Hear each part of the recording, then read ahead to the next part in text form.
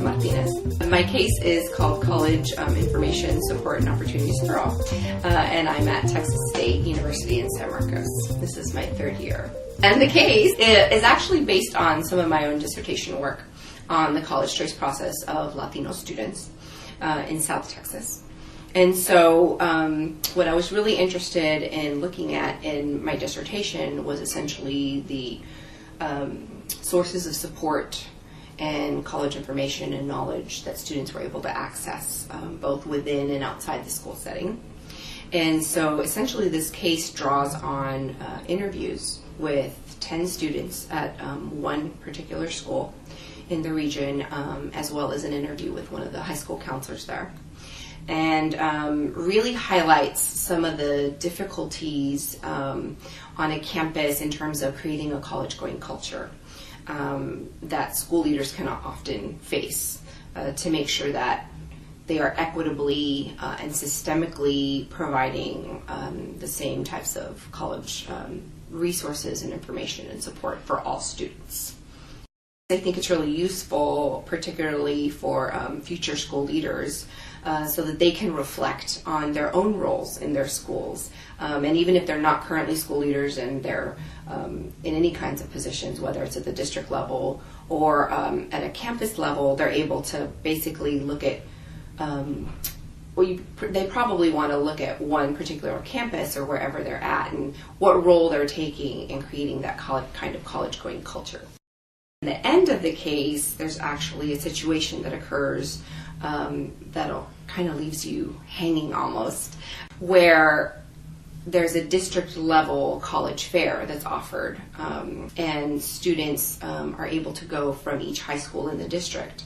Although there's only transportation to this college fair to accommodate for 250 students, which seems kind of inequitable when you consider that the senior class of this particular high school was composed of, I believe, like 600 or more students. So, what is that really saying in terms of we're having this college fair and we're really trying to promote college readiness, but at the same time we're only making it available to 250 students. So what is that? What does that mean? And so in the case, there's some students that find some alternative means of going to that college fair, which is during the day, which can really pose some safety issues and issues of leaving class when they weren't supposed to, etc. But really, they were well-intentioned because they were wanting to go access information that they were not able to get otherwise on their campus. So again, I think the case lends itself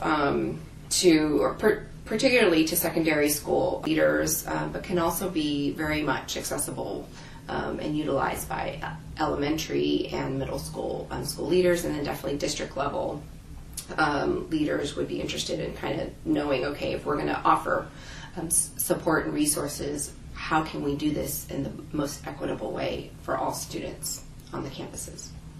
I offered some, within the case, there's different kinds of frameworks that are offered, both in some of the background work done on how to create a college-going culture. And so in terms of some of the teaching notes that are in the case, definitely instructors can utilize some of these frameworks to really help guide students in trying to figure out, okay, what are some of the key aspects of creating a college-going culture? Because I feel like often we use creating a college-going culture or college readiness as terms rather loosely, and we just assume that we all have an understanding of what that means. And so I think that's a very good place to start, is kind of basically understanding what are we talking about when we say college-going culture, and what are we talking about when we say trying to get people to be students to be college ready.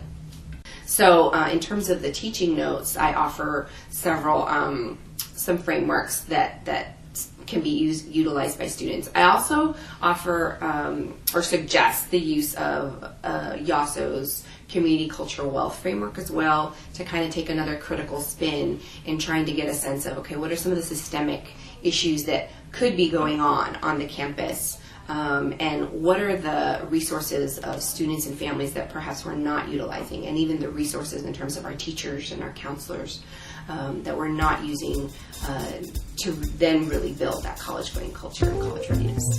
So those are some of those key resources that I offered in the teaching notes.